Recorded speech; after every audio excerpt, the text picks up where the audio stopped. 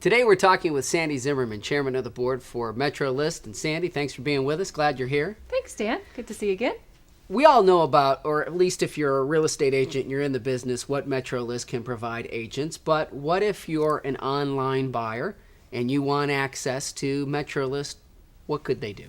We own our own website called ReColorado. That would be one of the ways that people could go on and search very specifically here in the Colorado area. We also, every day, turn in our realtor listings to realtor.com. Since that's the number one website throughout the United States, that's another great website, that they choose to use too.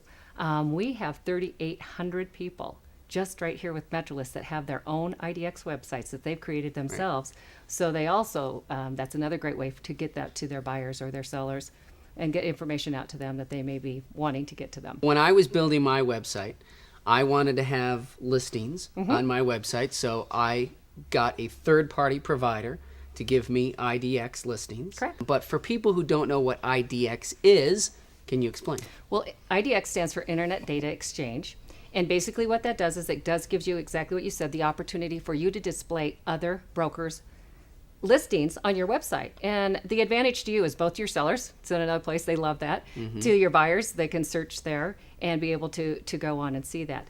But one of the things with IDX is it is not 100% of listings. We do have some people that have the right if they wanted to opt out or whatever. So that's one of the things with IDX that we are trying to get across to people is that when you're searching an IDX site, that is not searching the MLS. Right. And I have the option of doing actives, solds, and under contracts, but I'm not doing the last two. I'm only doing actives.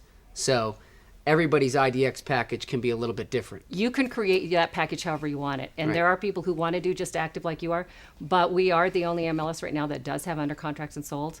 And there are a lot of people that love that. There is a lot of the public that actually likes that they're getting that accurate information versus some of the other areas and syndications you've seen don't necessarily always have the correct, accurate information. We do have it on there, and that can be an advantage.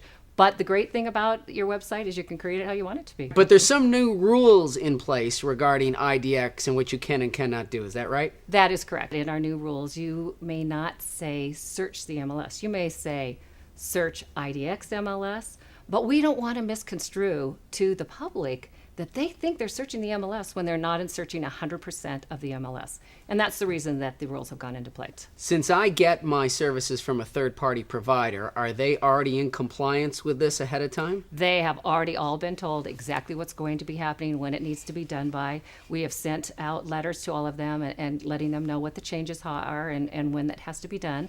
We are also doing follow-up calls to each of them too, so that they are aware of it, as well as our own participants, because depending, not everybody has a third party. Some of them have done their own or whatever. So every single person will be aware of that so that they do make the changes in the proper time. Why were these requirements put in place? What happened? Well, part of it came from NAR. NAR has, is the one that came down with this first. So we jumped on the bandwagon right away so that we could get this taken care of. Truly, we, more than anything, you do not want to misconstrue to the public that they are doing something other than what they are. And when you say search the MLS, they think they're searching every listing, and they are not. So that's one of the main reasons that we're putting that into place. Sounds good. Thank you very much. Good information. Thank you, too. Appreciate you stopping by. Thanks.